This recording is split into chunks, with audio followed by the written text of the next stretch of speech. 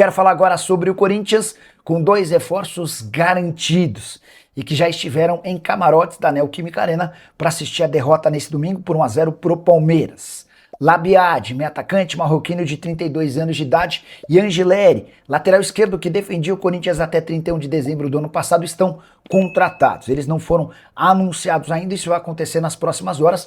O fato de estarem em camarotes cedidos pelo Corinthians durante a partida contra o Palmeiras só confirma os acertos. Labiad já passou por exames médicos e, como o próprio Dorival Júnior confirmou depois da partida, chega por indicação de Memphis Depay. Dá uma olhada no que disse o Dorival. Não foi um pedido meu, conheço pouco dele, tive algumas informações do Memphis. Apesar de não ter sido minha indicação, vai ter condições de lutar por seu espaço. O Labiad é um meio atacante que já fez bastante sucesso no futebol holandês, por PSV, Utrecht e Ajax, mas que vive um momento de declínio na sua carreira, não joga desde novembro do ano passado, quando defendia uma equipe chinesa. Já Angileri buscava um reajuste salarial, deixou o Corinthians, conversou com vários outros clubes, não chegou às cifras pedidas e acabou recuando e voltando ao time de Parque São Jorge. Só para completar, a derrota do Corinthians para o Palmeiras impediu que o Corinthians se classificasse de maneira antecipada. O time tem 11 pontos e vai precisar de pelo menos um empate contra o São Bernardo na rodada final no ABC Paulista para não correr o risco de eliminação. Corinthians que foi muito mal nos clássicos, pelo menos no Campeonato Paulista. Derrota por 1-0 para o Palmeiras, empate em 1-1 com o Santos e empate em 1-1 com o São Paulo, em que o Timão consegue o gol do empate nos acréscimos, senão teria perdido também pro tricolor dentro da sua casa. A saideira sobre o Corinthians, José Martínez se reapresentou no último sábado, depois de mais de um mês de atraso, mas se reapresentou machucado. Essa informação foi confirmada pelo técnico Dorival Júnior. Hora de falar sobre o Corinthians com novidade importante. O Timão discute com a PicPay um acordo para a compra dos name rights da Neoquímica Arena. Você sabe, o estádio tem um acordo com a Impera Pharma que garante ao Timão 15 milhões de reais por ano. Desde que assumiu a presidência, o Osmar Stabile trabalha para buscar um novo acordo com um parceiro diferente. O principal alvo era a Caixa. Corinthians sugeriu ao banco estatal que ficasse com os name rights do estádio por até 20 anos em troca da quitação do financiamento. A verdade é que essa conversa não avançou por conta de todas as burocracias da Caixa. Diante desse cenário, o Stabile trabalha com outras alternativas e a PicPay, banco digital, surgiu como uma opção. As negociações existem, há otimismo no Corinthians. O grande problema é o pagamento da multa rescisória de 70 milhões de reais. PicPay já se comprometeu a pagar um valor bem superior aos 15 milhões de reais por ano que o Corinthians tem com a Impera Pharma. Importante contar ainda que a PicPay se comprometeria a assumir outros acordos comerciais com o Corinthians, eventualmente até ficando com um dos espaços livres no uniforme do Timão. Só para completar, dizer que essa informação foi divulgada nas últimas horas pelo Lauro Jardim. Quero acrescentar que o Corinthians está bem perto de anunciar mais 2 reforços. Labiad, meio atacante marroquino, 32 anos de idade, indicado por Memphis Depay, está praticamente contratado. Ele só depende da realização de exames médicos e assinatura do contrato. Alan também tem tudo para chegar no Timão. O Alan até teve uma oferta melhor do Santos, mas o meio-campista do Flamengo preferiu se mudar para o Corinthians. Empréstimo gratuito até o fim da temporada, com o Timão assumindo 100% dos salários do jogador. Você vai lembrar, o Alan esteve muito perto de se mudar para o São Paulo, acabou que não houve acordo entre o tricolor e o rubro-negro. Com mais 2 reforços, o Corinthians chega a 6 aquisições em 2026, tendo gastado muito pouco. É que Gabriel Paulista, Pedro Milans e Caio César chegaram de graça, assim como o Labiad e o Alan. O único que teve algum custo foi o Matheus Pereira, meio-campista revelado pelo próprio Corinthians, que pertence ao Fortaleza. Ele veio pelo empréstimo de R$1.800.000. Só para completar, José Martínez enfim reapareceu no Timão. Nesse sábado ele treinou com o restante do elenco, se apresentando com mais de um mês de atraso. A justificativa dele é de que não conseguia sair da Venezuela, seu país, por conta da dificuldade da obtenção de um novo visto de trabalho, além do passaporte. Você vai lembrar, Nicolás Maduro, presidente da Venezuela, havia sido capturado por forças americanas, tornando um caos a vida do cidadão na Venezuela.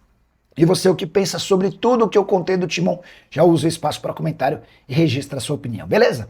Hora de falar sobre o Corinthians, que recusou 2 propostas por Hugo Souza conseguir descobrir os valores sugeridos por clubes da Europa. A primeira proposta chegou em dezembro. No dia 4 de dezembro, o Milan entrou em contato com dirigentes alvinegros.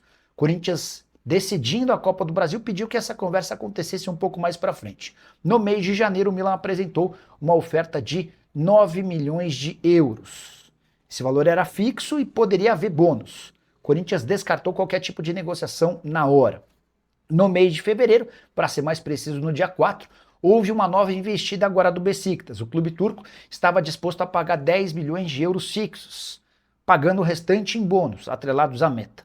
Nos 2 casos, o Corinthians nem quis abrir conversas.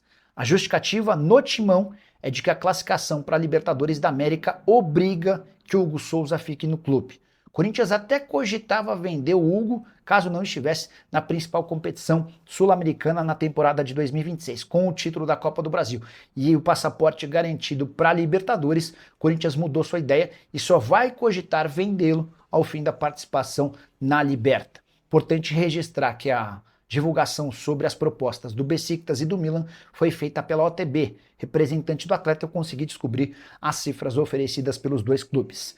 Hora de falar sobre o Corinthians, que recusou a 3ª proposta por Yuri Alberto apenas em 2026. É verdade que as 3 propostas muito abaixo daquilo que o Timão imaginava. A última delas, do Fenerbahçe, a pior de todas, 18 milhões de euros por 100% dos direitos econômicos do jogador.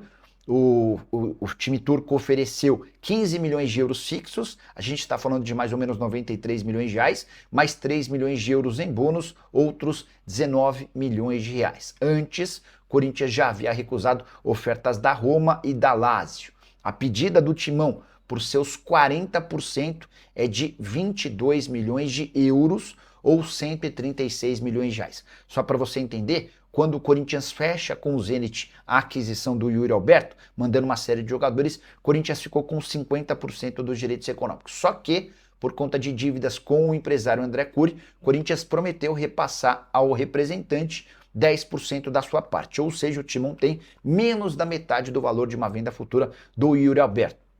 Jogador que em 2 anos e meio com a camisa do Corinthians soma 212 jogos, 78 gols e 19 assistências.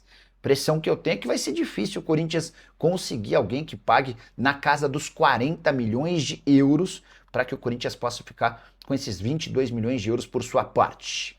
E o Corinthians está revoltado com o Palmeiras e acusa o adversário de ter lhe roubado 3 jogadores das categorias de base. O pior é que João Paulo Sampaio, gerente da base alviverde, confirmou que tirou 3 atletas do Corinthians e tirará mais. Só para lembrar que essa treta começa no ano passado, quando o Corinthians, entre aspas, rouba um jogador da base do Palmeiras. Na oportunidade, ambos os clubes estavam integrados, faziam parte do movimento dos clubes formadores. Movimento esse que é presidido pelo João Paulo Sampaio, o gerente da base do Palmeiras. O João ficou revoltado com a saída desse atleta, até porque existia um código de ética entre os clubes, para que não se tirasse jogador da base de um rival integrante do MCP. A partir daí o Corinthians foi excluído do movimento dos clubes formadores e passou a ser punido com não convite a vários torneios de categorias de base.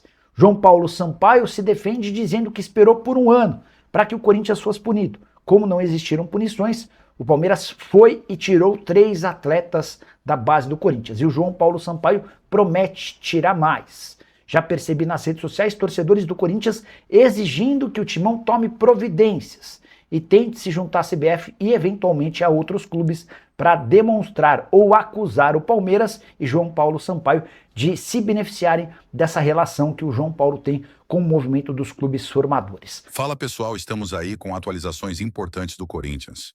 Se inscreva e ative o sininho para receber mais atualizações do Timão. Deixe seu like, que é muito importante para o crescimento do canal. Utilize o espaço aqui embaixo para registrar sua opinião. Ficamos por aqui com mais esse giro de notícias. Um abraço e até o próximo vídeo.